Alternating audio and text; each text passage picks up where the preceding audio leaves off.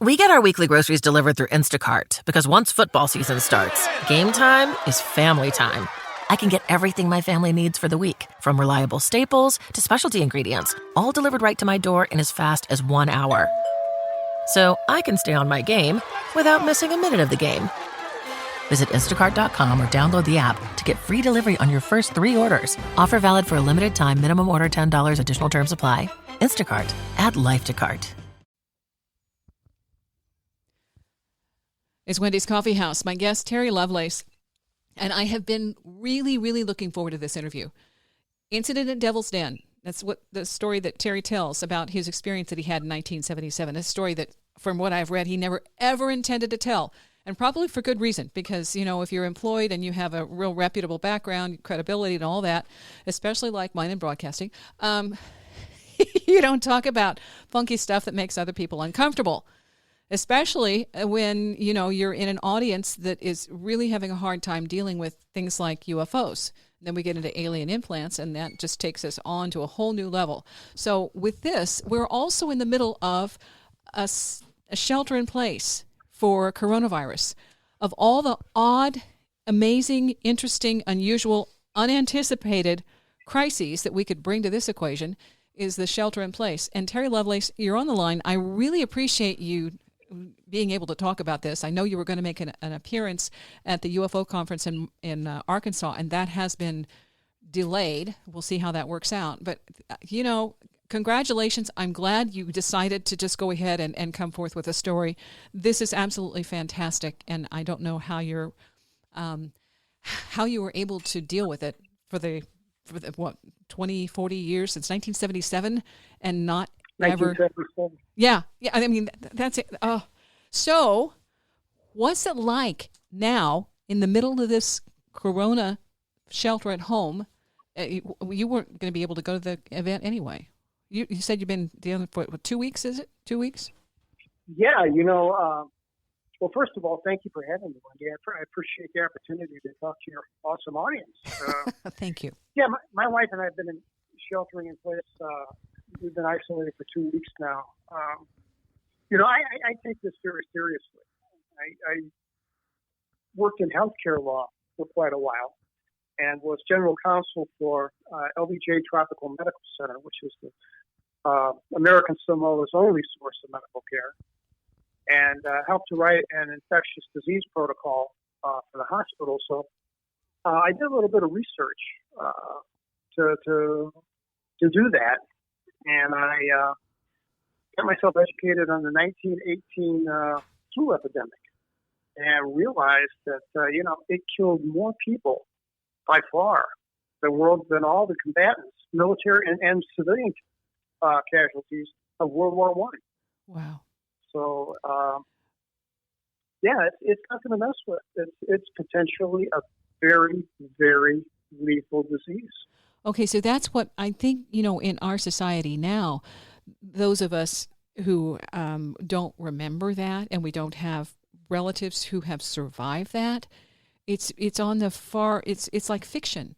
And so when I'm hearing people say, well, I'm going to stop at so-and-so and get a coffee or meet so-and-so out and, you know, we're going to dinner, I'm like, I think, well, how does this make sense?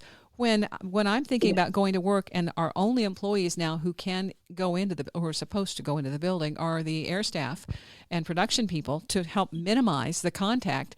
And I was thinking, well, I put my gloves on and I'm okay going in and out of the building possibly. And then when I come back to the car, I take my gloves off, but my gloves have already touched the steering wheel, which then automatically puts me at risk. Right. Well, you know, in medical terms, there's a thing called an R, like the alphabetical R. Yeah. R naught. Like the British word for zero or Z, R naught factor. And the R naught factor is how many people will each person infect if they go about in the public. And this has an incredibly high R naught factor, which is why it spreads so fast. And it seems to be maybe a different strain in Italy and maybe a different strain than we have here. But, you know, you figure that each person that goes out in public will probably infect 4 people, and then those 4 people will infect 4 people, and then it grows exponentially. Yeah. Which is why when you look at the graphs, there's an an x-axis and a y-axis going up, and you see this line that goes across, kind of stable, and then you see the spike. And when you see it, it looks like a hockey stick. And it's like case, cluster, boom. I can't take credit for that. Someone else used that. Yeah. But that's the way it is. It expands exponentially. So it's real. And, it's very real. Yeah. And we don't know how long for sure that the virus can stay active on a piece of glass or a piece of paper. Right. I know that China recalled all of its paper currency, every single note, every single yuan, and burned them and replaced their currency. Wow. Because of that unknown. Okay. And see, that's what I've been talking to people, if you're going to stop at the gas station, don't do those transactions. And remember, when you're putting that credit card in the machine, you don't know what's been in the machine. All these ways that the potentials that we have for messing up on this, it's astronomical, just when you do the numbers on that. So anyway, I just wanted to address that because that's part of our reality at the moment, and why the UFO conference and this is 30 some years in Arkansas, one of the best UFO conferences in the United States. And so to see it change is, there are a lot of people who... 33 years. And, I was so disappointed because Nancy was really looking forward to having this year. And I got her email yesterday, as a matter of fact, or the day before, saying that we made the decision to postpone it till July. I hope July isn't overly optimistic. I hope that this thing burns itself out and we're safe in July. But, we're dealing with an unknown. So right. We'll have to wait and see. Well, and like you said, that part of it is it's different in each country. And from what I've seen from some of the people who have been affected, it isn't just an old person's illness, because there are some people who are in their 20s who said, I didn't realize that I was this vulnerable. And so we're learning a lot as this thing progresses. Yes. Well, my friend, I can call him my friend Whitley Strieber, lives in New York City. And he CC'd me on the letter that he sent to Nancy, and he said, I'm 74 years old. He says, I don't care to expose myself to this kind of danger. Mm-hmm. And I think that got the ball rolling. And that's I'm good. glad that he did that. Yeah, that's good. And I think that's it. We just have not had in our current generation this kind of threat.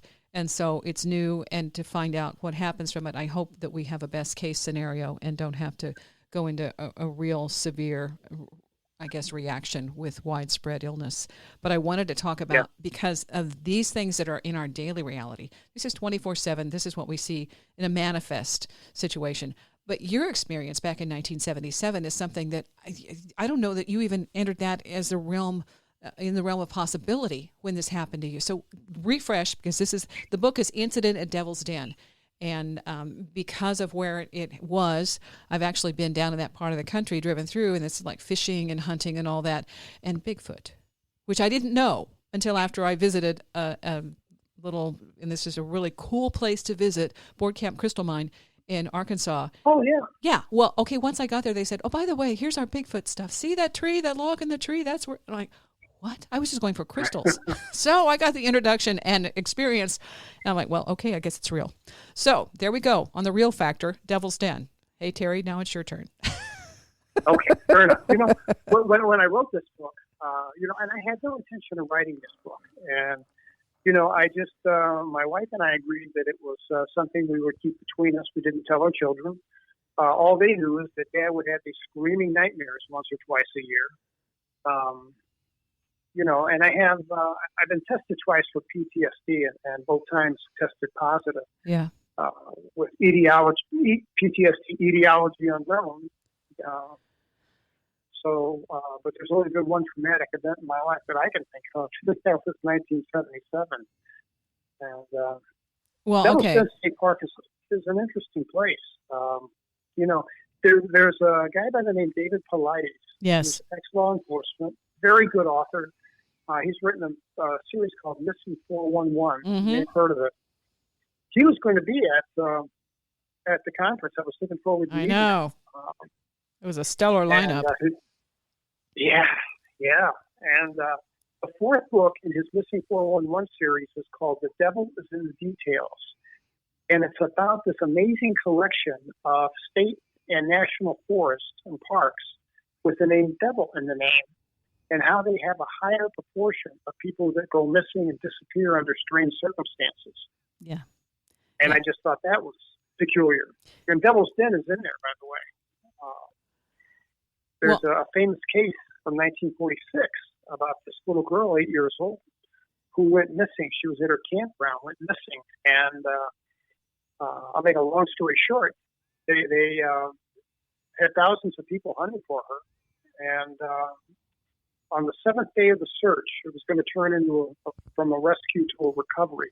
On the last day of the search, this volunteer searcher from the University of Arkansas was at an elevation of like 790 feet from where their campground was.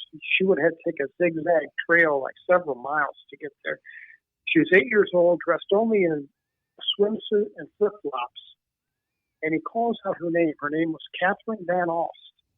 And he calls out her name, and she steps out from this little limestone outcropping and says, "Here I am." She'd been gone 6 nights, 7 days, and other than a few bug bites, her hair was clean. She wasn't dehydrated, despite the fact that there was no potable water anywhere, and hadn't lost an ounce of weight. And couldn't recall how she got there. Didn't know what day it was. Had no memory of anything. But just a very strange story. Was that one? Was there fog involved in that? Was there fog involved when she stepped out? Not that I recall. I don't recall reading fog. What I did was I researched the newspaper articles. There's a 1946 Pittsburgh Press, because they came from Pittsburgh, article that followed it. And what's interesting is the Pittsburgh Press interviewed the mom, and they said, "Well, what's Catherine's mood like?" And she described her daughter's mood as, quote, "eerily calm." Huh. That's just kind of odd. Yeah, really odd. Really odd. Yeah. Like something doesn't I tried compute. to locate her. I really would like to have interviewed her, but that's, I guess, an opportunity lost. Is she deceased?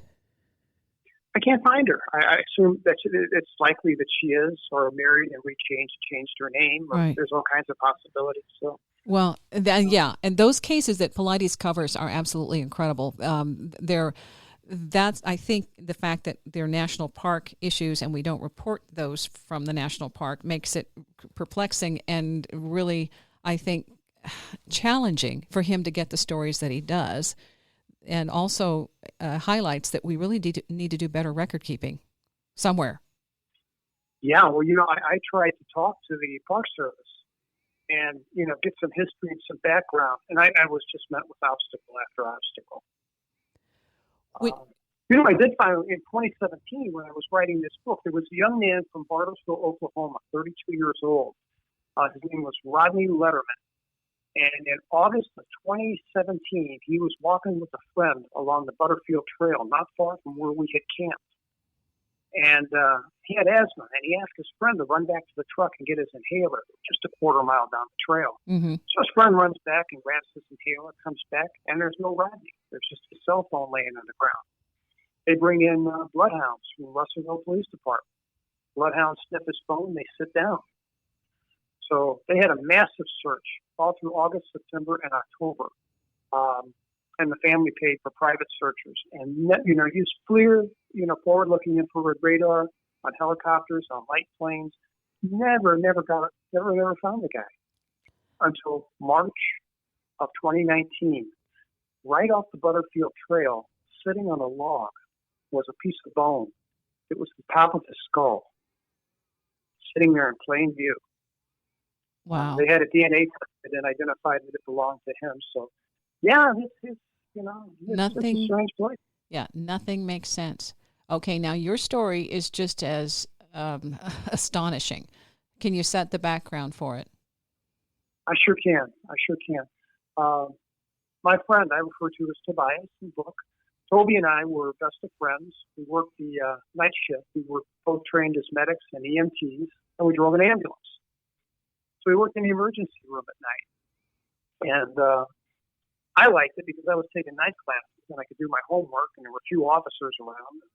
We were both enlisted guys living in NCO housing on the base, and he was just absolutely fascinated with the night sky. He lived to watch the night sky. He knew all the constellations. He knew, satellites when they would come over. He was just had this incredible interest in the night sky. So, we made a good combination. Became good friends. And one night he came to me and he said, "Hey, man, I got an idea. Let's go camping." And I'm like, "Toby, are you nuts, man? What do we know about camping?" And I came from St. City. He was from Flint, Michigan. And he says, "Hey, man, look, it ain't rocket science. We buy a small tent. We buy a couple of blow-up air mattresses. We swipe a few blankets from the hospital here, and we go down and camp. And if we like it, maybe make a regular thing." So we did, despite the fact that it was a long drive. It was over a 6-hour drive from the base. And we drove down there in June of 1977. And I'll cut to the important part. We set up a camp right on the edge of the wood line, and we dodged the campgrounds. We didn't want to stay in the campgrounds because of the light pollution interfering with his star watching, and you're not going to take pictures. I wanted to photograph wildlife. That was my thing. So we came to a fence that was chained off, said no admittance, and but I thought, we've got to find another way. My friend says, no, wait a minute. He hops out of the car and finds that the chain had just been looped on itself and locked into a noose and just draped over that post. So he picked that up and dropped it to the ground. Okay. And, okay, Terry. This is like the red flag. This is the red flag. Oh yeah. Don't go there. Don't go there. I'm okay. This is the horror film where you get the first chill going, they're not going to. And then, okay, so he's taking the chain off and you guys are going in. Did you have any feeling about this at this point? We did. We were elated. We felt like Lewis and Clark. We felt like some kind of, not a bit of fear. We felt like we were real outdoorsmen, Yeah. Okay. So, when you're 22, Yeah, I know. I've been there. So we went in, and in retrospect, it was a little bit weird in that Toby almost had this unerring sense of direction, and he's like, we want to get. We saw a piece of high ground, and that piece of high ground is still there. I found it on Google Earth, and when you look at it from above, it's a triangular shaped field. Ah, wow! And it's still clear cut. There's not a tree growing on it. It's just grass. Still to this day. Okay. And it's a high point. You could see for miles. And we got up there, set up camp next to the tree line, built a fire, did all the fun stuff that you do when you're camping. And, late in the evening, we're kicked back on these air mattresses. We got a little bonfire between us. And, this sounds so cliche because it sounds like it's right out of a horror movie. But I swear to God that it's true. And that is that all the crickets, the tree frogs, all the noises of the forest stopped. Yeah. And it got really, really quiet. And because we were having trouble even making conversation just a few minutes earlier because these things were so loud. Right. And I asked my friend, and then, man, is this normal? Like he would know, And you're both in a new place, of course. Yeah, he said, we've been laughing and cutting up. They'll be back. The tree frogs, all that stuff, they'll come back. Oh. But I got to tell you, it unnerved me. Yeah. And, had I been there by myself, I'd have been in the car and gone. But I didn't. And about this time, he turned his head to the left. And he asked me, he said, "Hey, Terry, were those lights there before?" And I'm like, "What are you talking about?" I couldn't see him because he was in the way. And I bent back. And over his shoulder, I could see there was this cluster of a perfect triangle of 3 bright stars, each one about as bright as a North Star. They didn't look like they belonged there, if that makes sense. They were too far off the horizon to have been like lights from a train or a parking lot or something. And and they seemed to be static. So we watched them, and they didn't move. So we didn't think they were an aircraft. And while we're watching them, they rotated. They turned like they were on an axis. Mm-hmm. And then they went straight up in the air. Oh. And we could see there were like just a trillion stars out that night. The sky was just a beautiful blue. And we could see inside this triangle of stars, it was jet black, where the surrounding area was blue. Mm-hmm. And we watched this thing as it climbed into the air, and it's this tumbling thing where it went end over end. And I felt a sense of calm wash over me, almost like mild sedation. Yeah. And then I felt inappropriately disinterested. I mean, it wasn't apathy, but it was darn close. Mm-hmm. It was more like I was an observer than a participant in this thing. Kind of detached. And we watched this thing. Yeah. Yeah. And we should have been freaked out and run into the car, but we weren't. We were just kicked back, and we watched this thing, and it climbed, and it got to like a ceiling, a high point, and then you could see it start to descend. And as it descended, it got bigger. But the 3 points always remained equidistant to one another. It was obviously, one object, not three things, acting in unison. Yeah. And we could see a shadow, because the starlight was so bright, we could see a dark shadow on the forest floor below us. And it moved and stopped directly over this little meadow, and stopped at about 3,000 feet. And we both sat there and just watched this thing. And from the underneath in the center, there came a light, and it was like a visible beam of white light. It had that quality, like a searchlight cutting through heavy fog, Mm-hmm. but there was no fog. You could just see the light. And it was about 6 inches in diameter, and it hit our campfire and stayed there for probably 60 seconds, maybe a little less. Mm-hmm. And then, like someone flipped the switch, it was off. And then there was this laser light that came immediately in its stead, and lasers were new in 1977. I had never seen one except on television. But this laser light would come and land in the campsite in an area and stay there for literally a tenth of a second and then reappear in a different spot. So it gave the illusion that this light was dancing all over our campsite.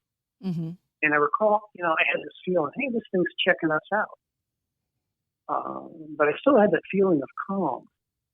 And that lasted for about 3 minutes. And then we were both hit with this feeling of, man, all I wanted to do was go to sleep. Yeah.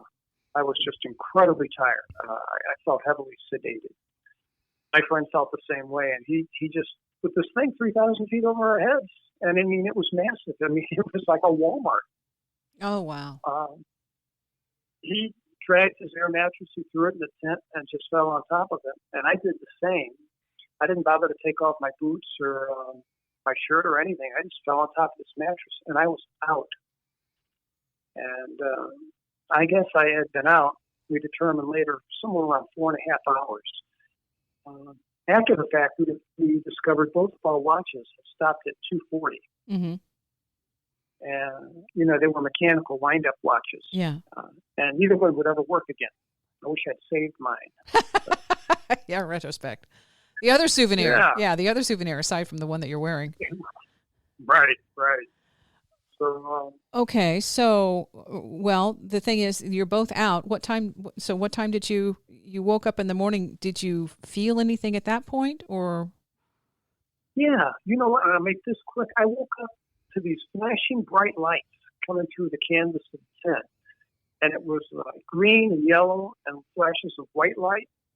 And they were very intense. They were like a 1960s old school flash bulb that would go off and you'd see blue every time you blinked your eyes for an hour. Mm-hmm. That's how brilliantly bright this thing was. And it woke me up. I'm confused. I'm like, oh, yeah, I must be at camping. That's where I'm at. That's right. And I'm thinking these are like somehow the overhead lights of a park ranger's truck there to kick us out or something. Mm-hmm. And then I noticed my boots were undone. And I thought, that's not right. And in the military, they teach you how to take care of your feet. So I took my boots off and discovered my socks were on sideways. Now, that would never have happened to me. Yeah. That never have happened to me. So that confused me, and I put them on correctly, laced up my boots, and in one of the flashes of the light, I could see that my friend had been crying. He was on his knees. He was peeking out the flap of the left side of the tent, and he's got tears running down his cheeks. And I'm like, Toby, man, what is it? Is it park rangers? And he doesn't answer me. Matter of fact, he goes, sure, and asks me. Tells me to be quiet, whispers, be quiet. And so I want to know what's going on. I get to my knees, and I look outside the tent from my side, and I could see that this thing that had been 3,000 feet over our heads had descended, and now was about 30 feet over our heads. And it was just absolutely enormous. Wow. And the other thing that I noticed was that there were these kids. Well, what I thought were kids, about maybe a dozen or 15, and they were paired up in 2s and 3s, and they were just kind of walking around this meadow.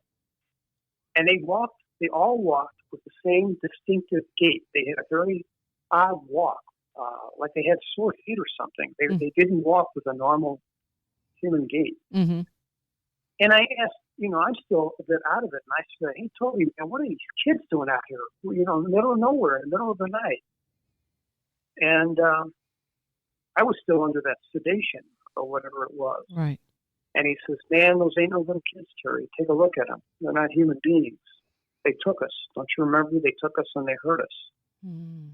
And as soon as he said that, fear just rushed right back, and I was absolutely terrified. Yeah. And I looked again out the camp, out the tent window, out the flap of the tent, and he was right. These were not human beings. They had the large heads. They were typical, like the gray aliens. Mm-hmm. 3.5 feet tall, and wandering around the meadow. And I was shocked, and I was absolutely terrified. And we watched these things, and what happened was there was, from underneath of this craft, there came a light, and it was another column of visible white light. It was about 25 feet in diameter, perfectly circular, and it came down from this craft, formed this column, white light, and these little guys would wander into this light, and they would dissolve. And they did that in 2s and 3s until the last 2 walked in and they dissolved. And as soon as they were gone, that light shut off. Mm-hmm. And then we watched this thing take off. And it didn't take off like a rocket. It just lifted off like a hot air balloon. And it rose straight up in the air. And the lights at the apex, at the points of each triangle, there were these multicolored lights running up and down what I call a light bar. Those all shifted from multicolored to just white. And I remember thinking, I bet that's what makes it look like a twinkling star when it's in the sky. And I don't know where that thought came from, but that was my thought. Mm-hmm. And we watched this thing till it was 3 dots of light, and then 1 dot of light, and then gone. And still no noises in the forest, still dead silent. And the bugs were smart. Bugs were smart, yes. It's like, I'm invisible. Yeah. Yeah. And we were, this sounds crazy, but I didn't want to leave the tent. I mean, the tent was just a piece of canvas over my head. Yeah. But I felt like it gave me cover. Mm-hmm. And I didn't want to be in the open to run from the tent to the car. And it took us 30 minutes to get the courage up to make a dash to the car and drive back home. And we finally did. And to this day, I will not walk across an open space, a big open field. Mm-hmm. No, I will walk a mile around it rather than cut across. Wow. Because I still have that feeling of vulnerability if I do that. That's the PTSD. Okay, so with your friend, he had more recognition or recollection of what was going on. Did he write anything? Because I don't know how his life ended up. It sounded like it traumatized him more. It did. Whatever they did to me, they gave him a double dose because we were both badly burned. I had probably the worst sunburn I'd ever had in my life, and it was on every square inch of my body. I mean, every square inch of my body. I mean, soles of my feet, under my arm. I mean, everywhere I was burned. Mm-hmm. I didn't blister, but I was burned. And we both had, because we got in our car, and it was just early morning, and we took off. And as the sun came up, I felt like I had sand in my eyes. I had what they call flash burn. I had it's like a sunburn to the cornea of your eye. Yeah. But yeah, my friend, I think, had more recollection of it than I did. But we were both so miserable, and we were just in an odd state of mind. I don't know how to describe it. We drove the 6 hours. We stopped and got something to drink because we were so thirsty. We were both really very, very dehydrated. I found out later we were classified as acutely ill until they got us rehydrated. Mm-hmm. But, we hardly said a word. You would think two people going through the same traumatic event would want to debrief and talk about it, and it wasn't that way. We didn't talk about it. We just didn't talk about it. Oh, it sounds like basically you were paralyzed because, for one thing, this isn't supposed to exist, and the other thing, how do you talk about it when you don't even you're still basically you're shell shocked? That, to me, that's what that sounds like. Oh, I think so too.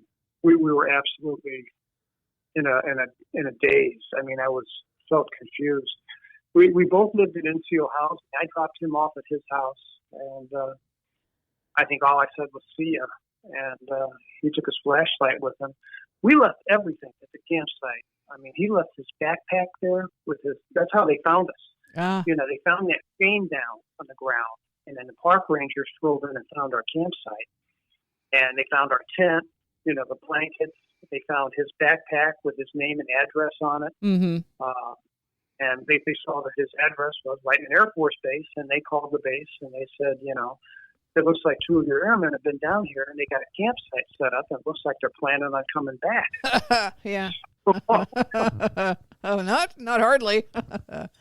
No, but what that got the security police involved, and then from that the Office of Special Investigations, the OSI, got involved. Because they didn't know, they didn't understand. And I guess rightfully so. They thought, well, maybe these guys are growing marijuana out there or something, Right. Mm-hmm. So, which would have been, a pretty bad thing to do back in those days. 1977, that would have meant Leavenworth. Felony. Mm-hmm. Had we been doing that then. But, that wasn't at all what we were there for. Well, I know. So isn't that odd when people think to go out and look at the stars is weird behavior? It's because the stars, it's like I've been, since I was a kid, fascinated. I love night skies, dark skies, and yet that's considered odd. Wait a minute.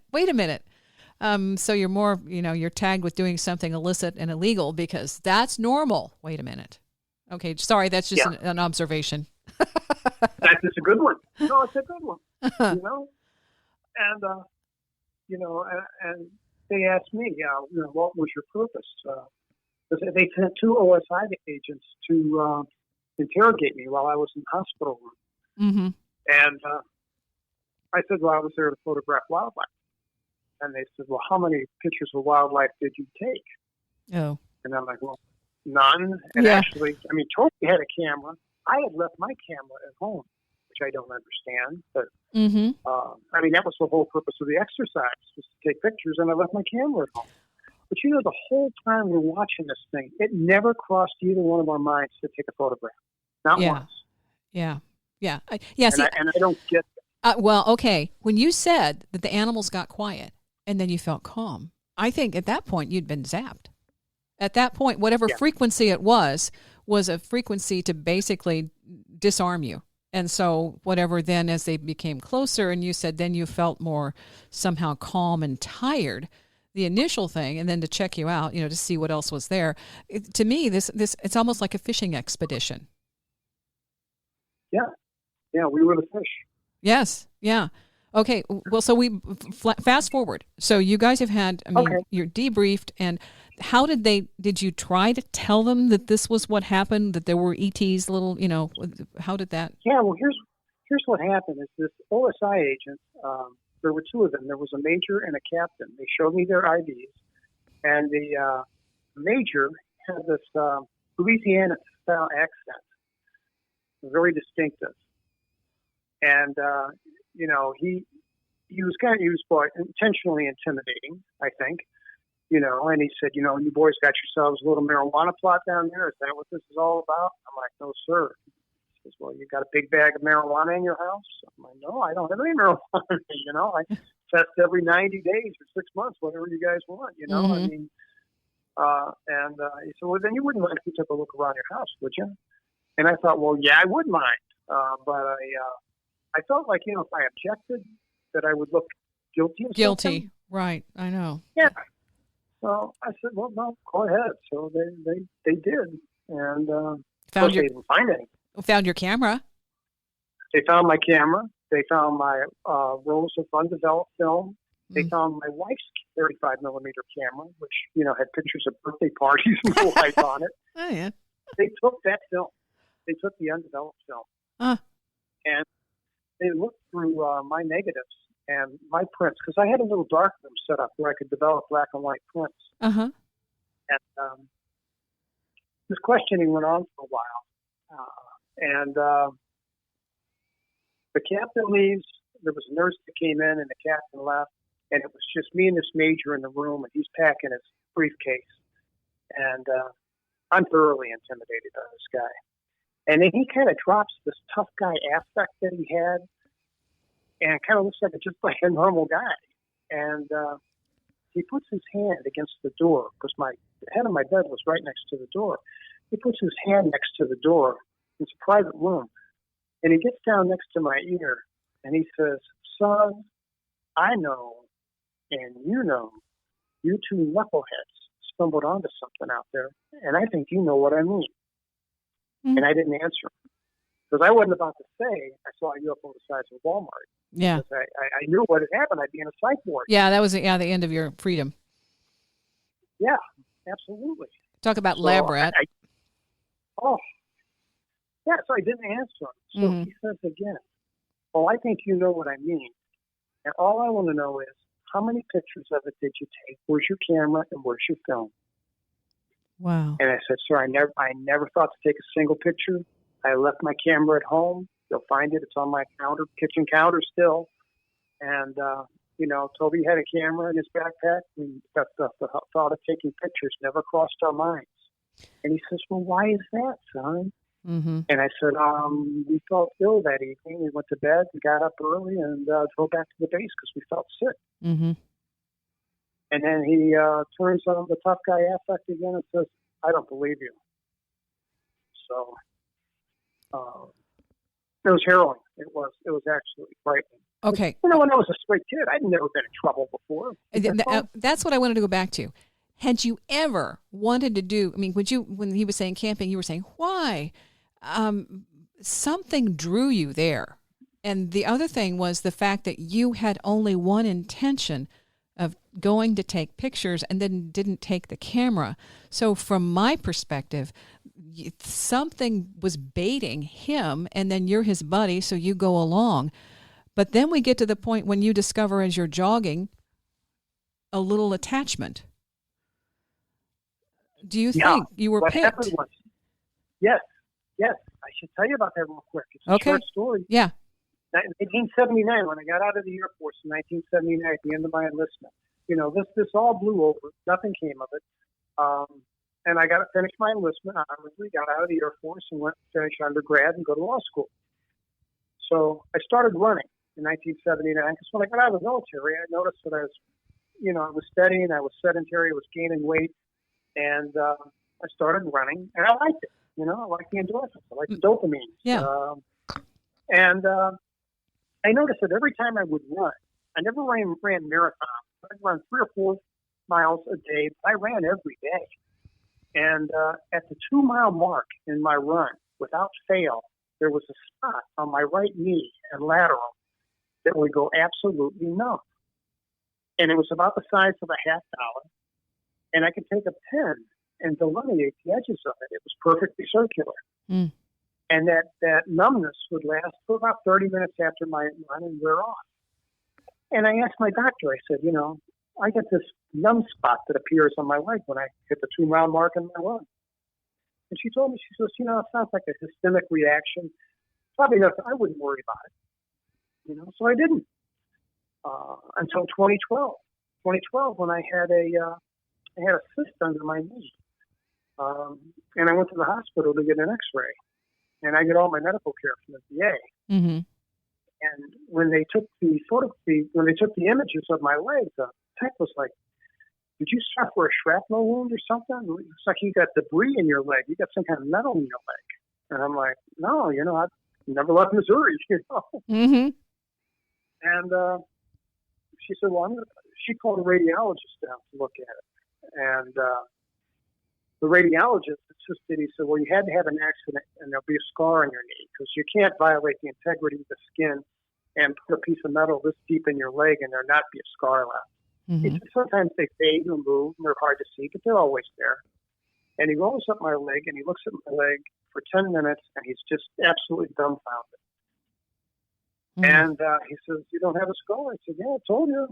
And I said, "Doctor, how often is it that you find a foreign body under the tissue like this and there not be a corresponding scar?" And he said, "Never." Mm-hmm. I've been a radiologist 23 years. I've never seen this before. And he showed me that X-ray. And when he showed me that X-ray and I saw that thing about the size of a fingernail with the 2 wires attached, mm-hmm. as soon as I saw that, I realized that lay right underneath where that numb spot was. And I knew then, as soon as I saw that, I knew that back in 1977, those things had put their hands on me. And that just changed everything. I decided I'm going to, fortunately I retired early, so I determined I'm going to tell the world about this. So I'm going to tell my story. And, fortunately, because I didn't know if they were going to charge me with crime or not, I had the presence of mind to take notes. Yes. And I filled 2 notebooks, full of notes about what happened. Yes. And so I had those to refer to when I wrote the book. Not that I really needed them all that much because, but it helps. It helps. It helped. It helped with details. Yeah. Well, it's a big event. For that, it also corroborates because you were able, you had it, you took it. It says you didn't just make this up 10 days ago. Right. So, okay. Right.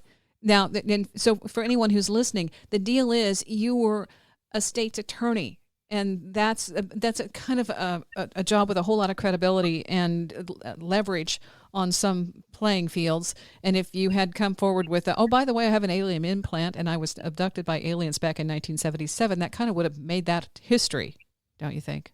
Oh, I'd have been fired. I'd absolutely. I was Attorney General for 2 jurisdictions. I was Attorney General in the United States Territory of American Samoa, and then State's Attorney for the state of Vermont. And in either jurisdiction, and I practiced law where I went to law school in Michigan. I had a law office in Lansing. Mm-hmm. Any place. There are some professions where you just don't talk about those kind of things. I mean, I would have lost all my standing with my peers in the legal community. I'd have been fired from my job, and, I'd have been a joke, Okay. But you know what? I think that's kind of changing. I do. I think that attitude is changing. Part of it, though, I wanted to say that because there's this stigma that it only happens to people who are kind of on the fringe and maybe not too mentally coherent, and so their story is questionable anyway. Well, and there's another guy I've talked to, John Foster, who's an engineer, and he had incredible experiences for 40 years, being taken and brought back in the whole 9 yards. And when he remembered, he had 3 heart attacks. So the part of this about our, I think, fiction at this point, that this only happens to certain people who are really not worth listening to because they have no value in our society, that's bunk. And I think that needs to go away because it's obvious that there are certain elements in our society that have some kind of attribute or asset that these others, that I don't think they're all the same group, are interested in. In some way, shape, or form, I believe you were supposed to be there or you would have had your camera. I agree with that. And I also agree. I think it's a very astute observation that there are we're not dealing just one species of alien life. I think there are multiple, maybe dozens, maybe hundreds. I don't. But that accounts for for the difference in stories. People Right. see different things. Yeah. And, boy, I don't know. Lots of credible people have come forward.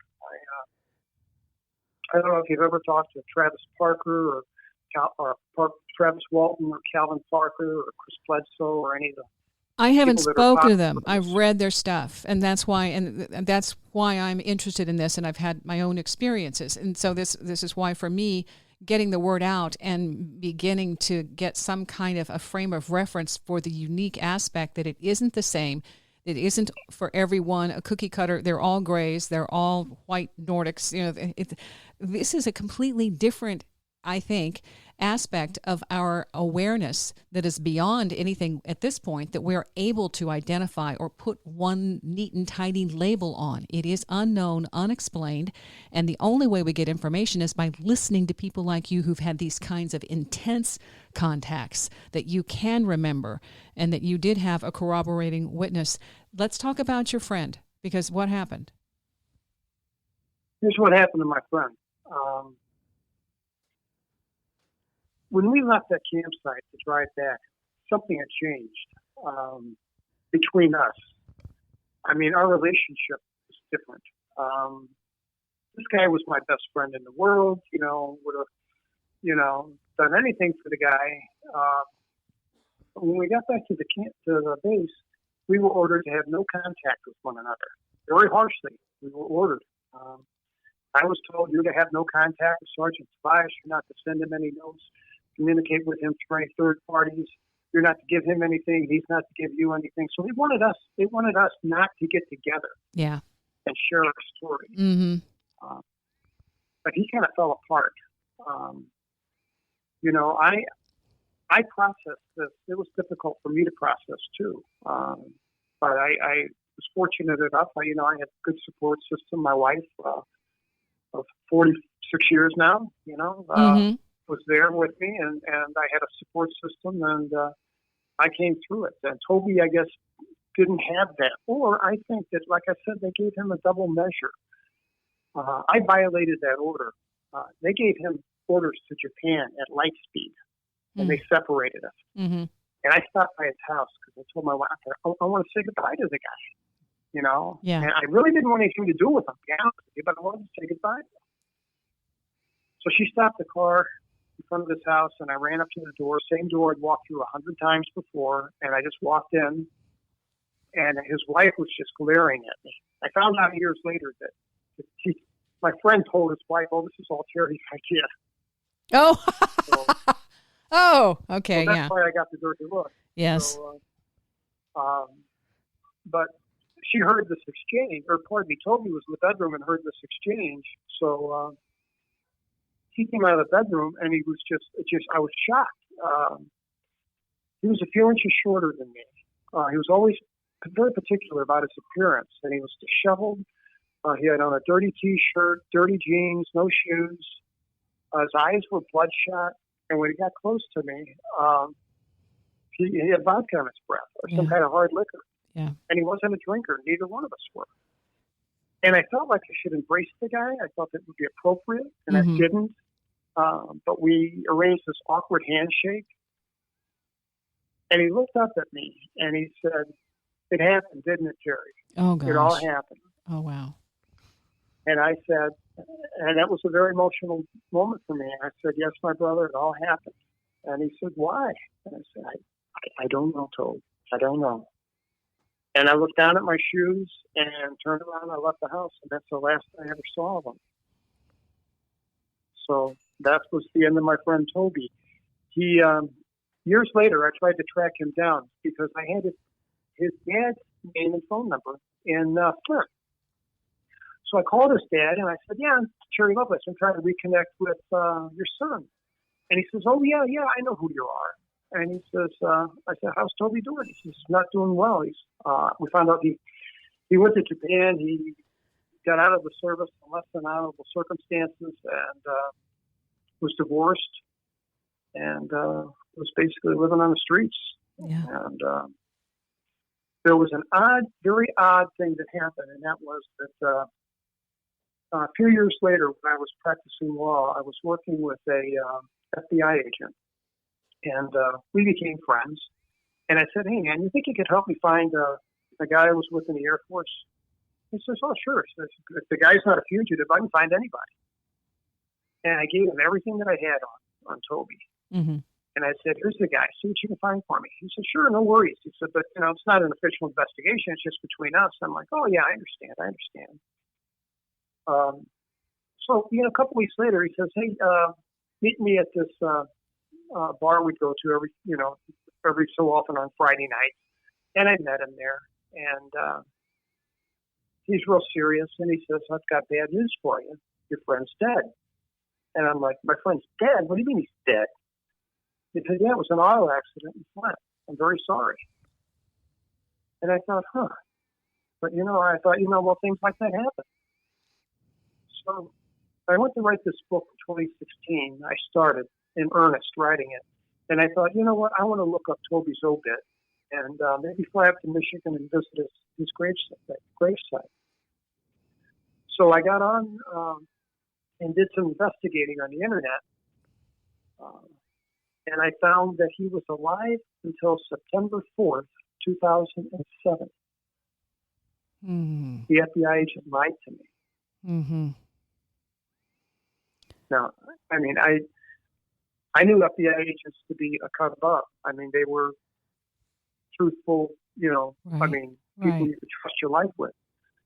And all I can think of is that, somehow maybe my file was tagged or something. Yeah, red flag somewhere.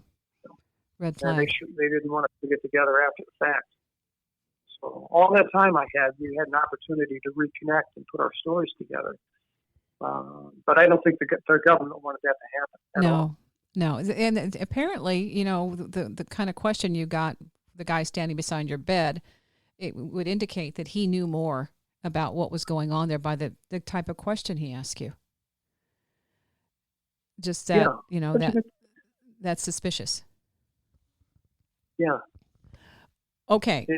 So with all of this, and then you were mentioned before that you've connected with some of the guys, Christopher Bledsoe and, well, of course, Whitley Strieber, who've had these other experiences. It's I think, a very unique group of accomplished people who have some kind of ability that seem to attract interest from the others. Are we, an experiment? Are we lab rats from your perspective? How, at this point, how do you reconcile this? I reconcile this because, I scratch my head. I'm like, look, I'm nothing special. I'm just not that interesting, right? Possibly. And Lou Elizondo, I think that's very accurate. Lou Elizondo from the show Unidentified. Yeah. Lou was the one that broke that story about the Tic Tacs. Mm-hmm. I'm also friends with Kevin Day, who was the radar operator aboard the Princeton. He's famous for the phrase, it's raining UFOs. But anyway, Lou Elizondo, and again, cliche time, I had these unmarked helicopters flying over my house. Yes. About 4 months after I put my book out. Yes. And I was looking for the IN number, the identifier number on these helicopters. And when I blow them up, occasionally I found UFOs in the background, flying discs and the like. And I can send you some photos. Wow. Yeah. Okay, so who's monitoring who? Are they monitoring the helicopters monitoring you? Great question. Or is it a screen? Great question. Is it a screen? They're circling my house. I don't know who is chasing who. Yeah. I have a feeling, my gut tells me, because of the UFOs can so much outperform a helicopter that the helicopters are chasing them. But these guys would come between 9 and 10 in the morning, and they did for about 8 months.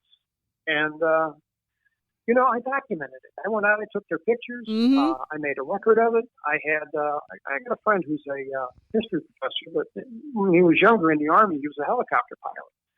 And he knows everything about helicopters, right? So I sent him a digital copy of all these helicopters.